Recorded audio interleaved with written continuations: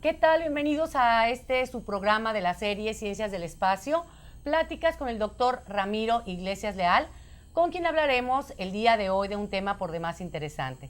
Seguramente usted se habrá preguntado hasta dónde llegan los avances y las investigaciones en el campo de la medicina relacionados con los viajes al espacio.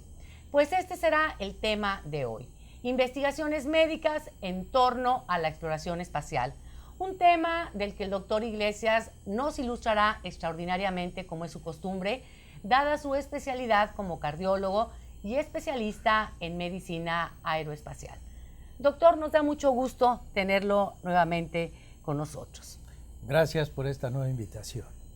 Doctor, y para iniciar con este programa, le preguntaríamos primeramente, ¿cómo es que se involucra la investigación médica en la exploración del espacio? Se involucra en forma muy importante, yo diría en forma predominante, porque se trata de que desde el punto de vista médico, físico y psicológico, debe hacerse una buena selección del personal técnico que debe participar en estas misiones. Segundo, asegurar la salud y la vida de los viajeros espaciales. Y tercero, diría yo, es la investigación que se hace antes y sobre todo durante el vuelo, investigación médica, para saber qué es lo que está ocurriendo con el organismo humano fuera del planeta Tierra. Seguramente los avances de la medicina, doctor, en este tiempo han sido ya muy importantes. Sin embargo, nos gustaría saber cuáles fueron los primeros trabajos de investigación, los primeros estudios que se hicieron en tierra en cuanto a la medicina del espacio, antes de que el hombre saliera. Estas experiencias primeras vienen de la medicina submarina y de la medicina aérea, de la medicina de aviación. En realidad, la medicina espacial es una continuación de estas dos, o una consecuencia de alguna manera desde el punto de vista del funcionamiento del cuerpo humano. Las primeras experiencias seguramente fueron las de la centrífuga para reproducir las fuerzas de aceleración que los cohetes espaciales imponen a las naves y a los tripulantes para el despegue, para entrar en órbita o para regresar, la desaceleración. Fueron también la cámara de altitud, es una cámara metálica inventada por un médico francés, Paul Bert, a fines del siglo XIX, y que consiste en crear presión menor a la atmosférica y simular altitud en la atmósfera sin salir de esa cámara metálica. Se llama cámara de altitud o cámara hipovárica. Ahí se hacen experiencias de todo tipo por aquello de que haya una descompresión del traje o de la nave. Otra sería el flotar en el agua en tanques especiales, no solamente para reproducir los efectos funcionales en el cuerpo humano que produce la ausencia de gravedad, sino para practicar incluso maniobras específicas que deben realizar en el espacio los astronautas. ¿Esto ya se había hecho antes en investigación submarina? No necesariamente. ¿No? Esto de practicar en tanques de agua más bien nace con la medicina espacial. Pero la medicina submarina es, digamos, la pionera, desde Leonardo da Vinci, ¿verdad?, que creó la primera escafandra para poder sumergirse en el agua sin que tenga problemas de la respiración. Desde entonces viene esto. Entonces la medicina submarina es pionera en esto. Le sigue la medicina aérea y luego la medicina espacial. Va haciendo cosa de presiones atmosféricas realmente.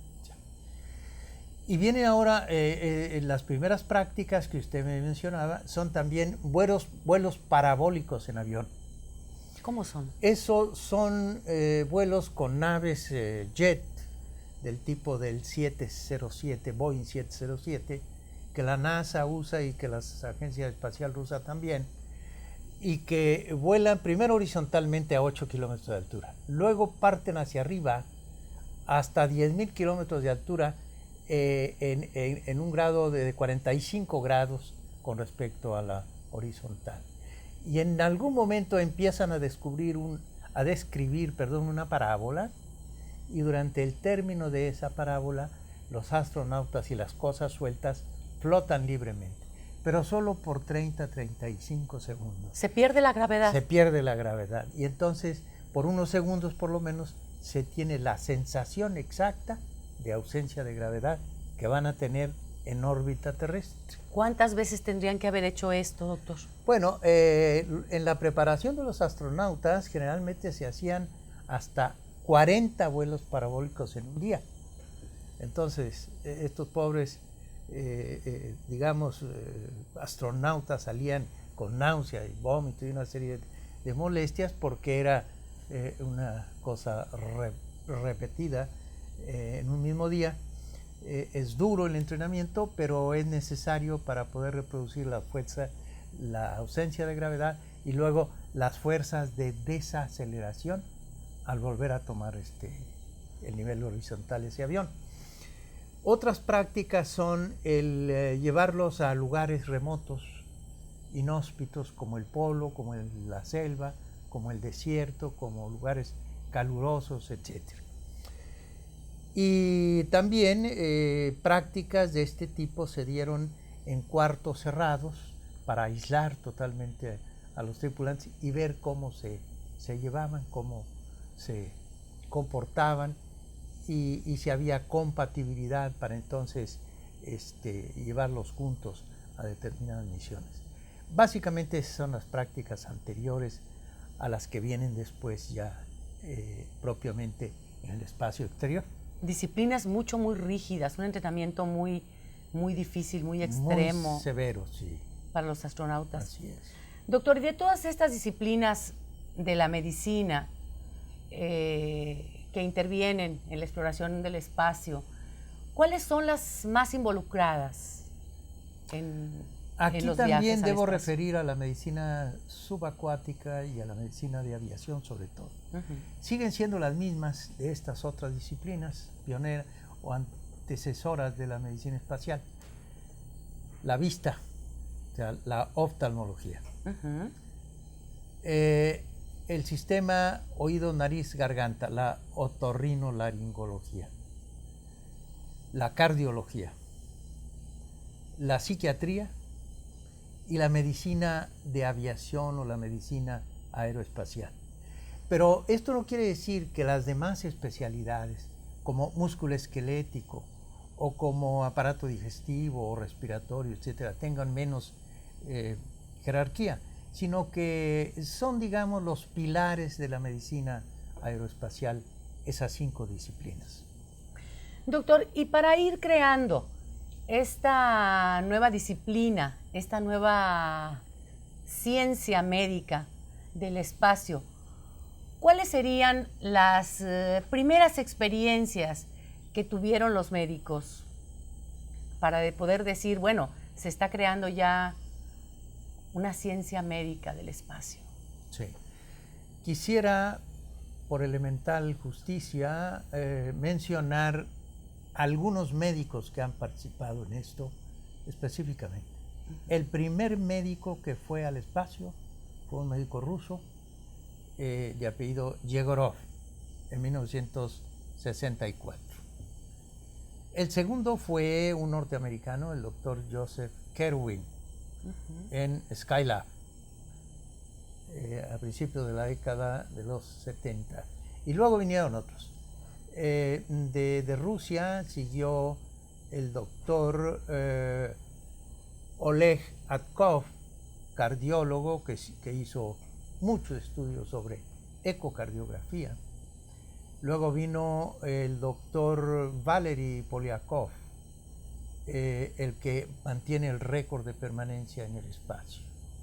Pero entre ellos, el programa ruso, hay un francés, el doctor Chrétien, que por cierto es el pionero. Desde bueno, no recuerdo exactamente, pero un poco después del doctor Yegorov, fue el que le siguió en realidad, este médico francés, hizo estudios de los primeros de ecocardiografía en el espacio. De los norteamericanos han ido también el doctor Norman Taggart, que ha sido el que descubrió que el aparato digestivo casi se paralizaba, los movimientos intestinales ya no se escuchaban. Luego vino el doctor Bernard Harris, ¿verdad? Ya en el transbordador espacial, fue el que señaló que el diafragma se elevaba hasta 5 centímetros y que el tórax se aplastaba.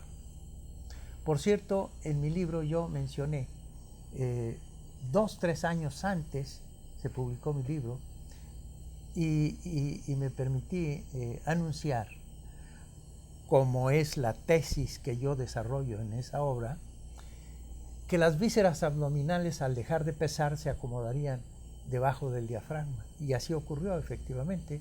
Recuerdo que un doctor Labastida del Instituto Politécnico Nacional, que leyó por primera vez el mismo día el reporte, me señalaba que el doctor Bernard Harris había confirmado algo que ya habíamos escrito.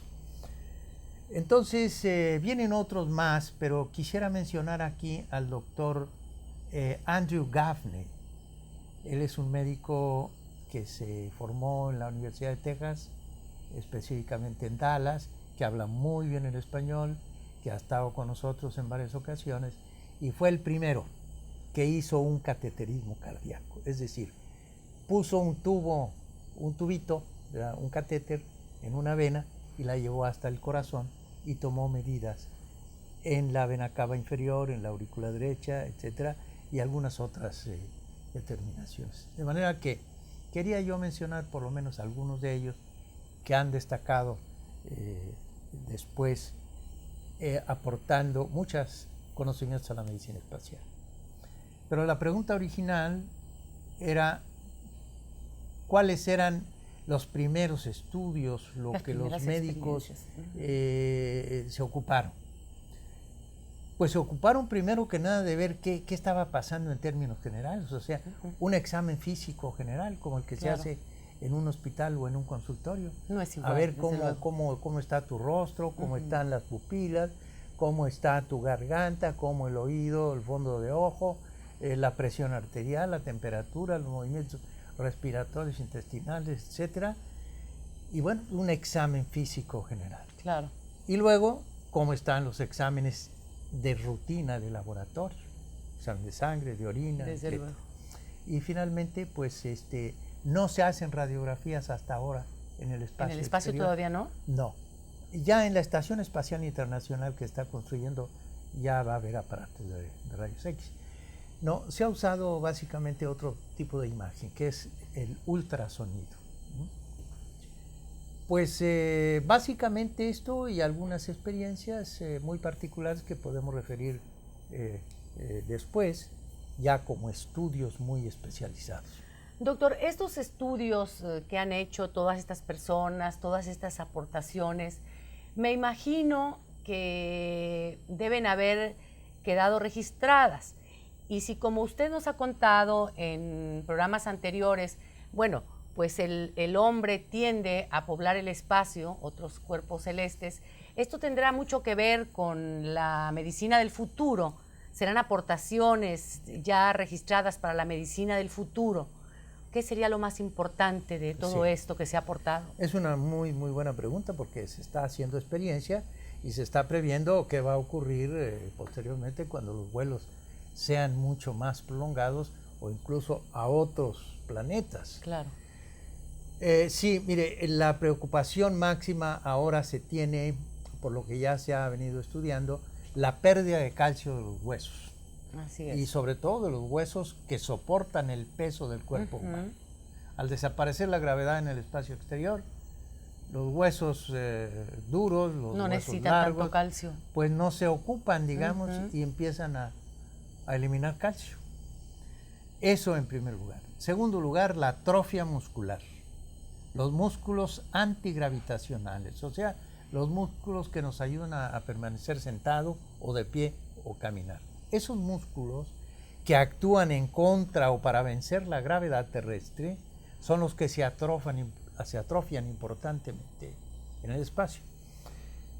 Y viene, desde luego, el estudio del corazón, del aparato cardiovascular, que se afecta muchísimo porque pues hay muchos cambios. Ya decíamos que los líquidos se van a la parte superior del cuerpo, que se modifica la presión arterial, que desaparece el estímulo que tienen aquí las estructuras que nos informan de la presión interior de las arterias carótidas y que nos informan del aporte de sangre al cerebro y que dan reflejos, despiertan reflejos con los cuales el organismo responde para conservar la presión arterial y conservar el aporte de oxígeno y de sangre al cerebro. Esos aparatos o esos sistemas se atrofian, como que se les olvida su función cuando regresan a Tierra. Por eso los astronautas tienen un descenso bárbaro de la presión arterial y no pueden caminar, incluso pierden el conocimiento cuando persisten. Algunos han insistido en permanecer de pie y el resultado ha sido que pierden el conocimiento. Entonces, esos tres sistemas y el cuarto es el sistema vestibular, o sea, todos los órganos distribuidos en todo el cuerpo, pero sobre todo en el oído interno, que nos informan de la dirección del vector de la gravedad. Así es. Nos dicen, estamos Equilibrados. verticalmente, estamos inclinados, estamos hacia adelante o hacia atrás, en los que participan los músculos, los tendones, las articulaciones, todo un sistema complejo. También es motivo de muchos estudios y hay gran experiencia en este momento. En ese tema. Sí. Y finalmente bueno, no finalmente, pero por mencionar una parte de los testimonios y de los conocimientos que se están generando, lo que ocurre con el pulmón, lo que ocurre con la sangre, lo que ocurre con las hormonas y sobre todo lo que ocurre a nivel mental o psicológico. Eso es muy importante y ya lo veremos a detalle. Doctor, estamos viendo aquí dos puntos que nos parecen muy importantes para la medicina del futuro. El hombre en tierra funciona de una manera. Su organismo reacciona de una manera ante la gravedad. El hombre que está en el espacio reacciona de una manera totalmente diferente. Sus órganos se comportan distinto. Sí. Eso lo hemos aprendido con usted a través de estas pláticas.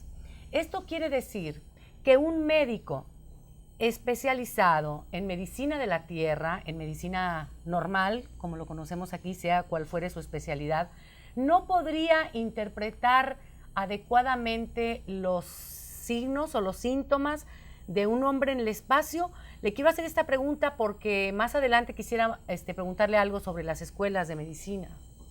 Sí, se necesita, por eso hemos insistido mucho en que las escuelas de medicina del país, y yo diría del mundo entero, introduzcan formalmente una materia que sea esta, la medicina espacial, o la medicina aeronáutica y espacial. Pensando en el futuro ya. Exactamente, y pensando también en el presente. Mire, no hay información suficiente en la clase médica, pues porque no la reciben ellos nunca, sobre qué le ocurre al pasajero con determinadas enfermedades cuando vuela en un avión. En un avión normal, en un avión bajo normal. La atmósfera. Y recuerde que en el mundo se transportan 2.000 millones de seres humanos al año. Solamente en México andamos por los 50 millones o algo más. Tamaulipas es un estado de intenso tráfico aéreo, de muchos vuelos. Entonces hemos insistido mucho ante las autoridades y promoviendo en determinados foros que debe haber un estudio formal ya en las escuelas de medicina sobre medicina aeronáutica y medicina espacial. En cuanto a la medicina espacial, lo que usted pregunta es cierto, se modifica de tal manera la anatomía y la fisiología que si un médico sin información previa le solicitan desde el espacio en un centro cardiológico, como ya ha ocurrido, ¿qué opina de este paciente o de este enfermo o de este paciente en la nave espacial? O que de se este queja de astronauta que está palpitación, sano, etcétera. etcétera. Y entonces lo empieza a examinar el médico desde tierra, sin entrenamientos, sin esta información, y le va a encontrar que el corazón está muy horizontalizado, el ápex anda por acá. Ah, caray, ¿qué produce eso? Pues muchas cosas. Segundo, va a encontrar que la presión arterial es igual en todas partes. La presión en tierra es muy distinta a la que tenemos en el brazo, a la que tenemos en la tierra. Y así podemos decir el diafragma elevado, como si el diafragma estuviera medio paralizado, ¿no? El tórax muy corto y algo amplificado, las venas del cuello completamente dilatadas y de la frente. Eso lo da una insuficiencia cardíaca derecha severa. Daría un diagnóstico totalmente errado. Un diagnóstico grave, además, si lo examina con criterio de cardiólogo en tierra. Terrestre, claro, claro. Por eso, la pregunta es muy pertinente, porque debemos pensar ya en que los jóvenes en formación médica deben ya empezar a recibir este tipo de información. De hecho, ya lo estamos haciendo en el Instituto Nacional de Cardiología.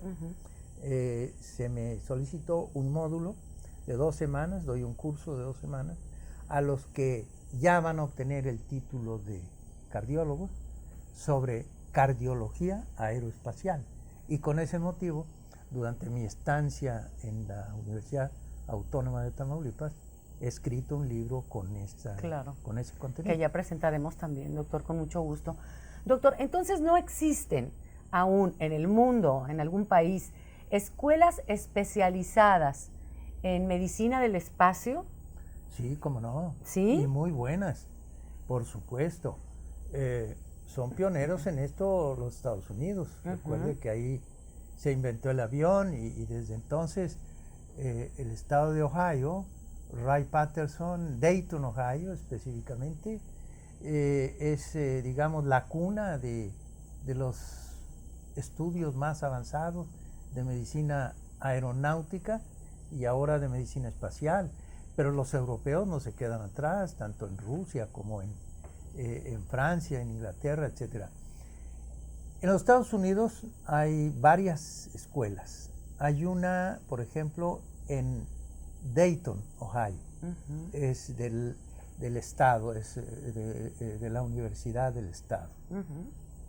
Ohio State University tiene una escuela de medicina aeroespacial. Del espacio. De ahí han egresado muchos médicos para la NASA y para otras empresas. Se tiene una de la Fuerza Aérea, donde yo estudié, por cierto, la Escuela de Medicina Aeroespacial en Brooks, Texas. Lo tiene la NASA en forma de grupos, de cursos y grupos especializados. Y lo tiene también la Universidad de Texas en Galveston, una especialidad de medicina aeroespacial que se hace en 2 años.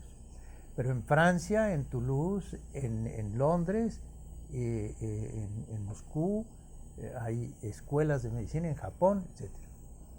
O sea, los chicos que de alguna manera quisieran estudiar medicina del espacio, medicina aeroespacial, tendrían que cursar primero la carrera de medicina normal para después hacer la especialidad. Sí. Pero no hay escuelas, la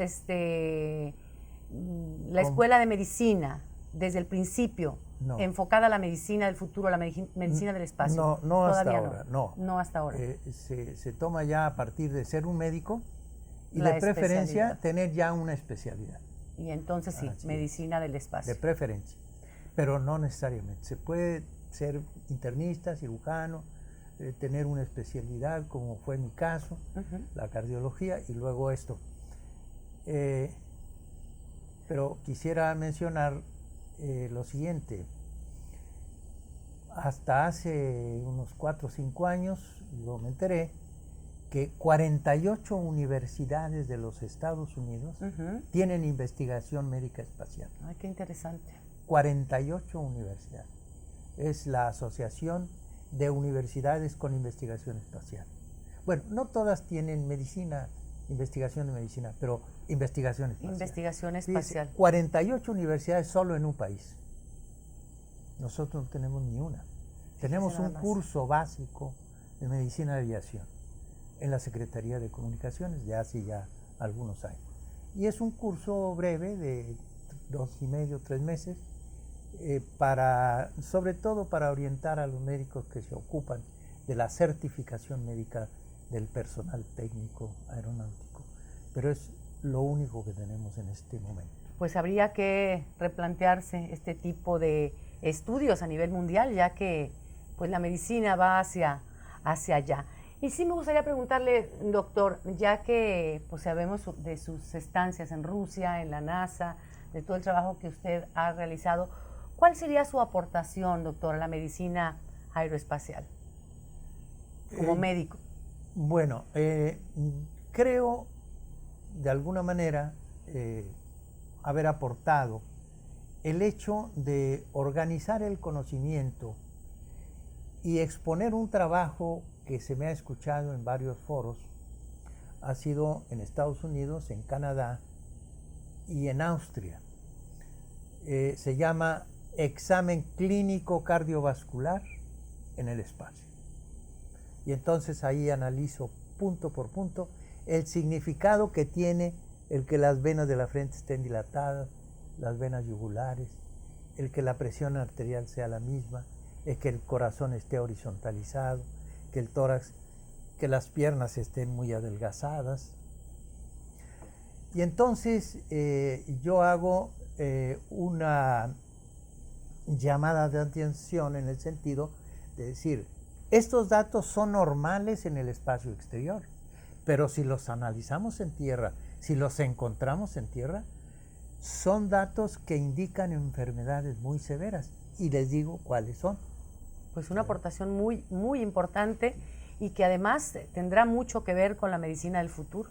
Una aportación me parece un poco más legítima es la teoría que desarrollo en mi libro La Ruta hacia el Hombre Cósmico.